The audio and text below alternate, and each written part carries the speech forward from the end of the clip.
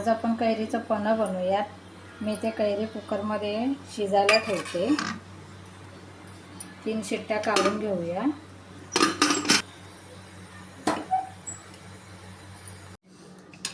कुकरला 3 शिट्ट्या काढून घेतल्या। कुकर थंड झाले। आता आपण हे काढूया कैरी।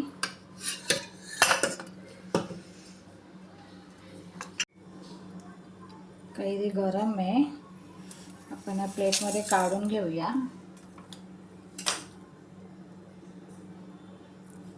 आणि वरची अशी साल काढूया।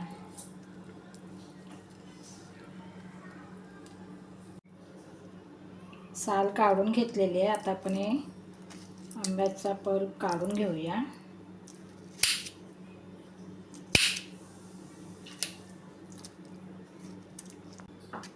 शिजवलेली कैरी आहे, आपण ही वाटीमध्ये घेऊया। पाऊण वाटीभर हे कैरी आपली झालेली आहे। तेवढाच आपण गूळ घ्यायचा आहे। ते मी मिक्सरला लावून घेणार आहे। पाऊण वाटी मी गूळ घेते।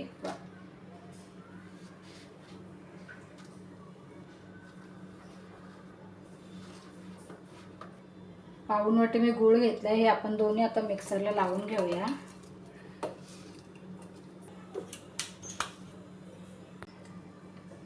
कैरी मिक्सरला वाटून घेतलेली आहे। कैरीची मस्त अशी पेस्ट झालेली आहे। पाव चमचा मी वेलची पावडर टाकते आणि मिक्स करून घेते।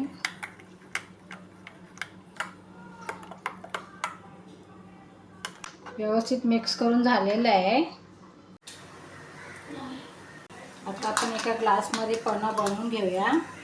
ग्लासमध्ये मी हे 2-3 बर्फाचे तुकडे टाकते।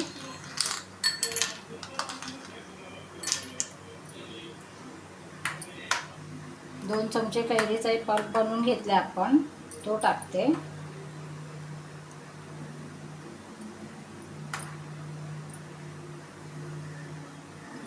त्यामध्ये आपण पाणी टाकूया 1 ग्लास।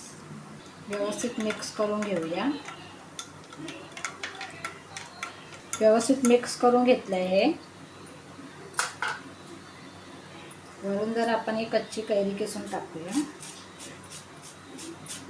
अशा प्रकारे कैरीचं पन्हं तयार आहे।